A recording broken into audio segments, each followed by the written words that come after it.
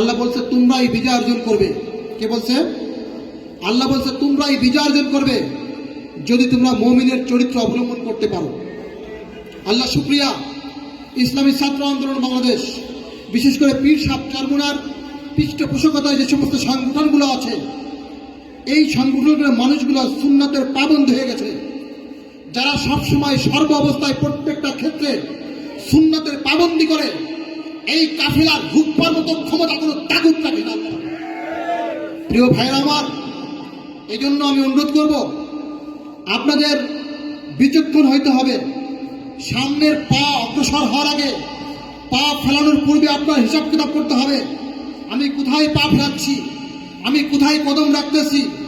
আর একটা জিনিস হলো আনুগত্য, জোশ, হুশ, ইত্তেবা। এই তিনটে জিনিস মনে রাখতে হবে। জোশ থাকতে হবে, জোশের সঙ্গে হুশ রাখতে হবে, আমি কি করতে চাচ্ছি, কি করা উচিত। আর ইত্তেবা থাকতে হবে, মুরব্বীদের আনুগত্য হইতে হবে। তাহলে আপনারা বিজয় অর্জন করতে পারবেন।